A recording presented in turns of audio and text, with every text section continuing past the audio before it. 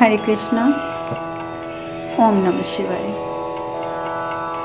कल हमने कथा में विश्राम लिया था कि दक्ष प्रजापति जटा को कहते हैं कि शिव की ऐसी मूर्ति बनाओ जो द्वारपाल की मुद्रा में खड़ी हो, और उसको मैं अपने दरवाजे पर रखूंगा उस विग्रह को, ताकि शिव हर आने जाने वाले व्यक्ति का स्वागत करें।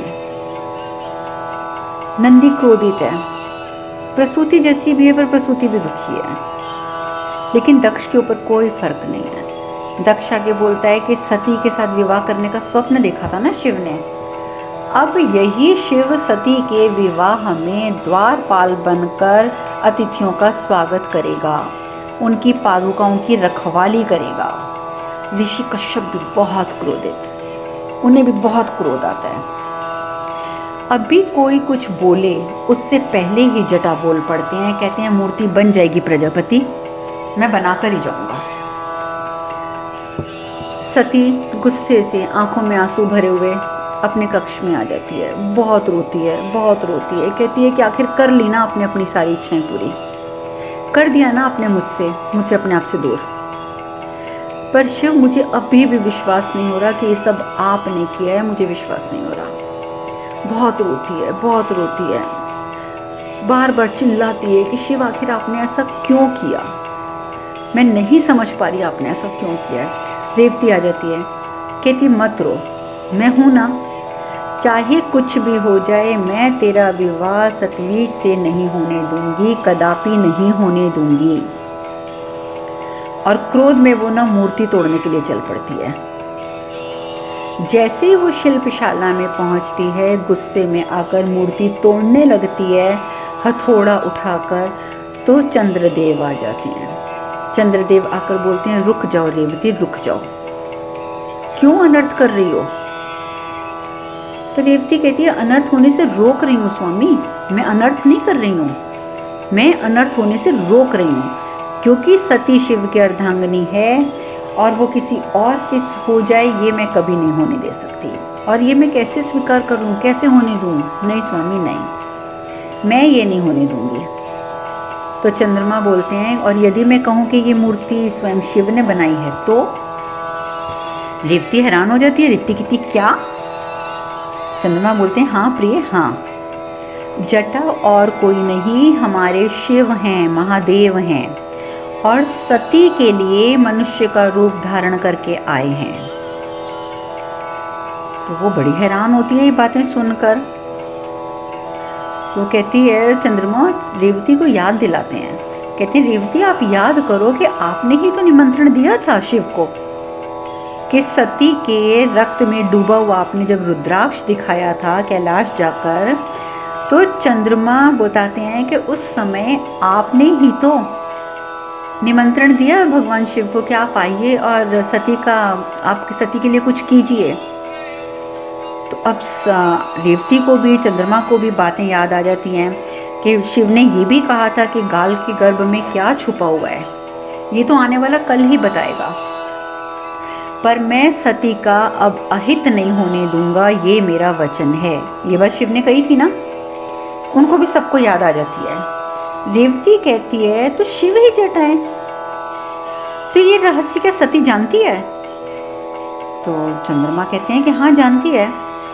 तो रेवती कहती है तो फिर सती और सतवीश के विवाह का अनर्थ कैसे होने जा रहा है। चंद्रमा कहते हैं कि संसार के सभी अर्थों को जन्म देने वाले हैं महादेव, तो कोई भी कार्य बिना अर्थ के वो कैसे कर सकते हैं। सती के ने प्रजापति को वचन दिया है कि वो उन्हीं के बताए हुए, उन्हीं के ढूंढे हुए वर से विवाह करेगी, और उन्हीं की इच्छा के बताए वर से विवाह का वचन देकर सती तो वचन में बंध चुकी है। तो अब जब तक ये वचन नहीं टूट जाता, जब तक दक्ष प्रजापति किसी कारणवश खुद ही इस वचन को भंग नहीं कर देता, तब तक सती और शिव कैसे मिल सकते हैं। रेवती तुम ये भी तो सोचो, ये कैसे संभव हो सकता है। क्योंकि शिव भी जानते हैं कि प्रजापति संसार का संचालन करते हैं, और एक संसार का संचालन करने वाला, संसार के लिए नियमावली बनाने वाला ही अगर उसी की पुत्री अगर नियम तोड़े, उसी की पत्नी ही अगर पुत्री जो है वो अगर वचन भंग करे, तो प्रजापति की भी तो बेइज्जती होगी ना, उसको भी तो अपमान सहना पड़ेगा। और उसका अपमान तो शिव अभी भी नहीं चाहते। हमारे भोलेनाथ तो कभी किसी को बुरा चाहते ही नहीं है, वो तो अभी भी दक्ष का बुरा नहीं चाह रहे हैं। तो रेवती बोलती है, परंतु सती का वचन कहाँ टूट रहा है स्वामी, पिताजी तो वचन के आधार पर ही तो उसका विवाह कर रहे हैं। चंद्रमा कहते हैं कि रेवती,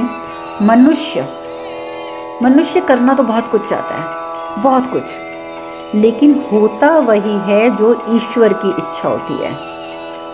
तो इसलिए महादेव जो भी कर रहे हैं सती के कल्याण के लिए ही कर रहे हैं। आप अपनी सारी शंकाओं को त्याग दें और शिव पर आस्था करें। रेवती कहती है, शिव पर तो आस्था मैं अपने आप से भी ज़्यादा, स्वयं से भी ज़्यादा करती हूँ स्वामी, और शिव स्वयं सती की सहायता करने आए हैं। ये बात अब मैं जान चुकी हूँ और मैं सच कहती हूँ स्वामी, मैं आज बहुत प्रसन्न हूँ, बहुत प्रसन्न हूँ। उधर दूसरी ओर सब एकत्र होते हैं। दक्ष कहता है कि आज शगुन होगा और 2 दिन के बाद इनका विवाह होगा। अंगिरा ऋषि कहते हैं कि परंतु प्रजापति के आधे अधिकार और शक्तियां मुझे शगुन से पूर्व चाहिए, क्योंकि शायद उन प्रजापति के घमंड से वो घबराते हैं कि इस इंसान का पता नहीं कि कब इस बात से पलट जाए। तो इसलिए अंगिरा ऋषि साफ कहते हैं कि मुझे तो पहले आधे अधिकार और आधी शक्तियां चाहिए, शगुन उसके बाद होगा। दक्ष मुस्कुराता है, कहता है कि मुझे एक बात बताइए अंगिरा ऋषि, क्या प्रजापति का पद कोई मुद्रिका है? वो क्या कोई अंगूठी है जो मैं उसे उतारूंगा और आपके हाथ में पहना दूंगा? जब ब्रह्मदेव, इंद्रदेव, सप्त ऋषि सभी एक साथ यहाँ उपस्थित हो जाएंगे तो सबके आते ही पहले मैं प्रजापति के पद की शपथ का समारोह करूंगा, उसके बाद विवाह करूंगा। अब तो कोई आपको आपत्ति नहीं है ना अंगिरा ऋषि? आप मुझ पर इतना तो विश्वास कर सकते हैं। अभी तो सिर्फ शगुन होने जा रहा है कि जब ये सब आएंगे विवाह में उपस्थित होने के लिए, तो उस समय पहले मैं इसका समारोह करूंगा, आपको पद देने का समारोह करूंगा, शपथ का समारोह करूंगा, उसके बाद विवाह करूंगा। अब तो आपको आपत्ति नहीं है ना? अंगिरा ऋषि तो सर हिला देते हैं कि ठीक है, लेकिन सतविश करता है कि सतविश भी सब चीज़ें पहले सुन रहा है। अब आप तो जानते हैं कि सतविश के शरीर के अंदर तो इस समय वृत्रवासुर राक्षस है ना? याद है ना आपको? ये तो मैंने आपको बताया था। तो अब सतविश मन ही मन में सोचता है कि इस तरीके से सब लोग तो हर समय सती को घेरे रहते हैं, तो भवन में तो वध जो है वो हो नहीं सकता। मुझे सती को किसी तरीके से बाहर ले जाना पड़ेगा और कुछ ना कुछ सोचना पड़ेगा। तो इसी वजह से ना वो एकदम बोल पड़ता है कि मेरे पिताजी को आपत्ति नहीं है तो कोई बात नहीं, पर मुझे आपत्ति है। सब लोग हैरान हो जाते हैं, कहते हैं अब इसे क्या आपत्ति हो गई? अब तो ये सुंदर भी बन चुका है, अब तो इसकी बात भी पूरी हो गई। तो साथ ही वो बोल पड़ते हैं, पर आप इसे मेरी विनती समझिए। मैं शगुन से पूर्व वन में जो विष्णु मंदिर है वहाँ पर सती के साथ जाकर पूजा करना चाहता हूँ, बस ये मेरी आप लोगों से प्रार्थना है। तो अंगिरा ऋषि बोलती है, इसकी क्या आवश्यकता है? आप शगुन के बाद भी तो पुत्र जा सकते हो।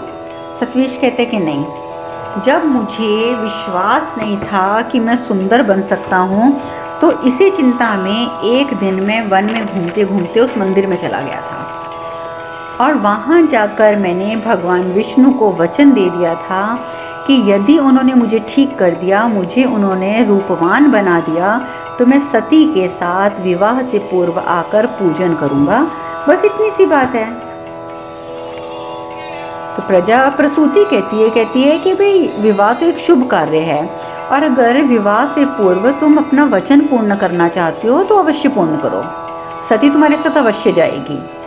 अब प्रसूति तो तुरंत हाँ कर रही है ना, क्योंकि प्रसूति तो अब मान चुकी है कि अब ये रूपमान हो चुका है, तो अब ये मेरी पुत्री का होने वाला पति है।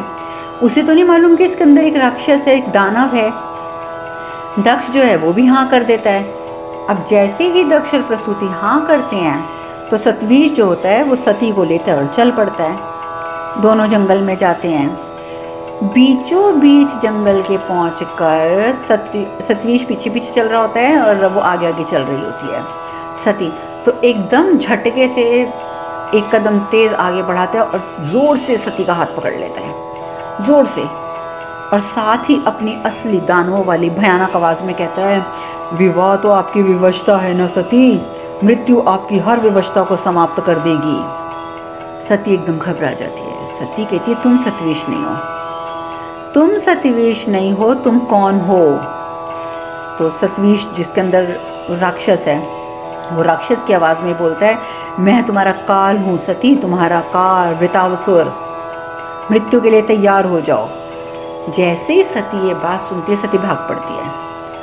अब वो भागती है तो वो कहते हैं कि आज तुम्हें कोई नहीं बचा सकता है, इसलिए मत भागो। पर भागते भागते वो ऋषि दधीची के आश्रम में पहुंच जाती है। वहाँ ऋषि दधीची जो हैं वो शिव जी की पूजा कर रहे हैं, शिव की उपासना कर रहे हैं। तो जैसे दधीची के आश्रम में पहुंचती है तो मेरी रक्षा कीजिए, मेरी रक्षा कीजिए, ऋषि दधीची मेरी रक्षा कीजिए, इस राक्षस से मेरी रक्षा कीजिए। तो दधीची कहते हैं, क्या हुआ पुती सत्री, किससे डर रही हो तुम? उतनी देर में सतवीश भी आ जाता है। तो वो इशारा करती है, कहती है ये मुझे मारना चाहता है। तो सतवीश कहता है कि देखिए ऋषिवर, आप व्यर्थ का प्रयास मत करो, आज मेरे हाथों इसकी मृत्यु तो निश्चित है, तो इसलिए आप बीच में से हट जाएंगे तो आपके लिए अच्छा रहेगा। तो ऋषि दधीची कहते हैं, रुको रुको रुको, ये मेरा आश्रम है और मेरे आश्रम में हिंसा वर्जित है, इसलिए मैं तुमसे कहता हूँ चले जाओ यहाँ से। सतवीश कहता है कि देखो, सती के प्राण लिए बिना मैं यहाँ से चला जाऊँ, ये नहीं हो सकता, कदापि नहीं होगा। हाँ, अगर तुम्हें अपने प्राणों से मोह है तो ऋषिवर मेरे सामने से हट जाओ। तो दधीची ऋषि बोलते हैं कि ऋषि तो हर मोह से मुक्त होता है, और मैं तुम्हें कहता हूँ कि आज ये ऋषि दधीची अपने प्राण देकर भी सती की रक्षा करेगा। अब जब इस तरीके की बात कहते हैं ऋषि दधीची, तो जो वृतावसुर होता है सतवीश के शरीर में, वो अपने हाथों के ऊपर देखता है और इसकी तीव्र दृष्टि से उसके ऊपर ऐसी ताकत आती है कि अपने हाथ से जरा सा वो ऋषि दधीची को छूते और ऋषि दधीची इतनी दूर जाके गिरते हैं। वो फिर उठ के आने लगते हैं सती को बचाने के लिए। वो फिर उनको, ऋषि दधीची को इतना मारता है, इतना मारता है, उठा उठा के फेंकता है दूर से। अब दूर से अपने हाथों से उठा उठा के फेंकता है कि उन्हें बहुत जगह चोटें लग जाती हैं, वो उठने के काबिल ही नहीं रहते। तो वो कहते हैं कि देखो, मैं फिर भी कह रहा हूँ कि जब तक मैं जीवित हूँ मैं सती को कुछ नहीं होने दूंगा, तुम सती को छू नहीं सकते मेरे जीवित होते हुए। तो जब वो इस तरीके की बातें करते हैं तो वो उठा के दधीची ऋषि को इतनी दूर फेंकता है कि वो एक पत्थर से जाकर टकराते हैं और उसके बाद वो उठ नहीं पाते। तो जैसे ही वो, अब दधीची ऋषि को पता चलता है कि मैं उठ नहीं सकता, तो वो जोर जोर से चिल्लाने लगते हैं, महादेव महादेव, सती की रक्षा करें महादेव, रक्षा करें प्रभु, महादेव रक्षा करें, सती की रक्षा करें, आपके होते हुए सती को कोई कुछ कर दे, कैसे हो सकता है प्रभु, आप आइए। अचानक सतवीश, जिसके शरीर में वो राक्षस था, वो पत्थर में परिवर्तित हो जाता है। और पत्थर में क्या परिवर्तित होता है कि पूरा सर से लेके पैर तक वो पत्थर का बन जाता है, लेकिन अचानक तर तर तर तर होकर वो पत्थर टूटता है और चूर चूर होके वो पत्थर गिरता है और सतवीश में से जो राक्षस घुसा होता है वो निकलता है और सीधा आसमान में चढ़ जाता है। वो तो आसमान में चला जाता है, इधर सतवीश जो होता है वो धरती पे गिर जाता है। तो दधीची जो होते हैं वो कहते हैं कि क्षमा करें महादेव, क्षमा कर दें। उसी समय वो देखते हैं कि सामने महादेव आके खड़े हो गए हैं। सती भी देखती है, सतवीश भी देखता है, दधीची ऋषि भी देखते हैं। तो दधीची ऋषि मई से कहते हैं, क्षमा करें महादेव, क्षमा करें, मेरा शरीर तो इस समय इतना निर्बल हो गया है कि मैं आपके सम्मान में खड़ा होना तो दूर, मैं तो आपके सम्मान में हाथ भी नहीं जोड़ सकता। शिव कहते हैं, ऋषि दधीची आप ये कैसी बात कर रहे हैं? जो अपने आचरण से धर्म का पालन करते हैं उन्हें किसी भी शिष्टाचार की आवश्यकता नहीं होती है, क्योंकि उनका आचरण ही उनके शिष्टाचार का प्रतीक होता है। ऋषि दधीची, आपने अपने प्राणों की चिंता नहीं करी और आपने सती की रक्षा हेतु अपने प्राणों का बलिदान देने तक को तैयार हो गए। असहनीय कष्ट सहा आपने, परंतु आप निश्चय से विचलित नहीं हुए। तो आपका ये जो कर्म है ये कई तपस्याओं के फल के बराबर है। अब देखिए यहाँ पर भगवान शिव ने जो बात बोली कि आपका ये कर्म कई तपस्याओं के फल के बराबर है, यही कारण है जो मैं बार बार आप लोगों को दान की ओर प्रवृत्त होने के लिए कहती हूँ, सत्कर्म की ओर आपको प्रेरित करती हूँ। कि हमारी वजह से अगर किसी को कोई खुशी मिलती है, हमारी वजह से किसी के पेट में 2 रोटी जाती है, हमारी वजह से किसी का किसी भी प्रकार से कुछ भी भला हो जाता है, तो भगवान के द्वारा हमें उस कर्म का फल कई तपस्याओं से बढ़कर मिलता है। इसीलिए सत्कर्म और दान की महत्ता है हमारी जिंदगी में। और ये बात तो शिव पुराण में भगवान शिव ने हमें समझा दी है। और इसीलिए वो ऋषि को बोलते हैं कि आपके इस कर्म के से प्रसन्न होकर आज मैं आपको वरदान देता हूँ कि आज के पश्चात आपके शरीर की सारी हड्डियाँ जो हैं, बोन्स यानी सारी हड्डियाँ व्रज की बन जाएंगी। और ऐसे व्रज की बन जाएंगी कि संसार में कोई भी शक्ति आपकी इन व्रज जैसी हड्डी को तोड़ नहीं पाएगी। ये मेरा आपको वरदान है। वरदान मिलते ही भगवान शिव अपने हाथ से ज्योत प्रकट करके ऋषि दधीची के ऊपर डालते हैं। ऋषि दधीची में वापस सारी ताकत आ जाती है और वो तुरंत उठ के खड़े हो जाते हैं। तुरंत उठकर खड़े हो जाते हैं और हाथ जोड़कर कहते हैं महादेव। सती भी प्रणाम करती है। सबसे पहले वो प्रणाम करती है ऋषि दधीची को, कहती है कि क्षमा कीजिएगा कि आज मेरे कारण आपको बहुत कष्ट हुआ।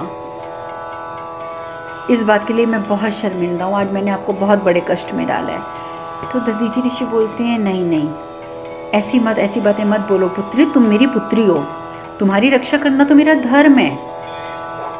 अब ये जो कुछ हो रहा है सतविश सब कुछ देख रहा है। इस समय तो सतविश अपने सेंसेस में है, अपनी होश में है, क्योंकि राक्षस तो निकल चुका है। उधर भगवान शिव जो है वो जाते हैं उस राक्षस के पीछे और वहीं उसका वध कर देते हैं। वध करके जब वो वापस आते हैं तो देखते हैं कि सती वहाँ से चलने को मुड़ गई, क्योंकि वो शिव से क्या बात करे। वो तो परेशान है कि शिव ने सतविश की मूर्ति क्यों बनाई, इसलिए वो कोई बात नहीं करती शिव से। दधीची ऋषि से क्षमा मांगकर वो मुड़ के चल पड़ती है। इधर दधीची ऋषि कहते हैं कि देखिए महादेव, कर्म का फल तो मिलता है, ये तो मैंने सुना था, पर कर्म के फल को अगर कर्म से कई गुना ज़्यादा मानकर उसका वरदान दे दिया जाए तो ये काम तो सिर्फ और सिर्फ महादेव कर सकते हैं। और एक बात बोलूं महादेव, आज आपके और आदि शक्ति के मुझे एक साथ दर्शन हुए हैं। मैं धन्य हो गया हूँ, धन्य हो गया हूँ प्रभु, मैं धन्य हो गया हूँ। और ये बात सतविश भी सुनता है कि वो सती को आदि शक्ति कह रहे हैं भगवान शिव के साथ। उधर दूसरी ओर महल में सब लोग शगुन की तैयारी करके इकट्ठे होके बैठे हुए हैं। सब कहते हैं ये लोग अभी तक आए नहीं, शगुन का मुहूर्त निकलने वाला है और ये लोग तो आए नहीं हैं, पता नहीं इतना विलम्ब क्यों कर रही हैं, क्यों इतनी देर लगा दी। उतनी देर में प्रसूति कहती है वो देखो आ गए, और देखते हैं कि आगे आगे सती है और पीछे पीछे सतविश चला हुआ आ रहा है। तो जैसे ही वो दोनों अंदर आते हैं तो प्रसूति कहती है चलो चलो जल्दी से तुम लोग आसन ग्रहण करो। अब दोनों को बिठा देते हैं आसन के ऊपर। अब रेवती वो मन ही मन कहती है कि चंद्रदेव ने तो कहा था कि शिव जटा बनकर सती के वचन को तोड़वाने आए हैं, सती को वचन से मुक्त करवाने आए हैं, परंतु ये तो सतीत्व का तो शगुन होना जा रहा है। और अगर शगुन हो गया तो कैसी मुक्ति वचन से रहेगा ही क्या। और शगुन की थाली सतविश के हाथ की तरफ बढ़ाते हैं ऋषि भृगु और कहते हैं कि ये लो इसमें से नारियल उठाओ और पहला नारियल तुम उठाकर सती को दो, इसके बाद दूसरा नारियल सती उठाएगी और वो तुम्हें देगी और शगुन की जो रस्म है वो पूरी हो जाएगी। अंगीरा वो ना देखता रहता है शगुन की थाली को, नारियल नहीं उठाता उसमें से सतविश। अंगीरा कहता है कि सतविश क्या कर रहे हो, शुभ मुहूर्त निकला जा रहा है, सती को नारियल दो, अर्पित करो सती को नारियल। अब वो उसके सतविश के हाथ कांपने लग जाते हैं, कांपते कांपते हाथों से वो नारियल उठाता है। नारियल उठाता है तो सतविश की नज़र जो है अपनी सामने पड़ी हुई मूर्ति पे चली जाती है, उसको निहारने लग जाता है। तो अंगिरा ऋषि बोलते हैं, सतविश उधर क्या देख रहे हो, तुम्हारी ही मूर्ति है ये, इसी मूर्ति की वजह से तुम रूपवान हुए हो, तो अपनी मूर्ति को तुम क्या देख रहे हो, नारियल दो सती को। लेकिन अचानक सतविश के हाथों से नारियल गिर जाता है जमीन के ऊपर, और उधर भृगु ऋषि बोलते हैं, शगुन, ये शगुन है, ये तो अपशकुन है, घोर अपशकुन, ये तो बहुत बड़ा अपशकुन हो गया। अब आगे इस अपशकुन के तहत क्या क्या होता है ये चर्चा अब हम कल करेंगे।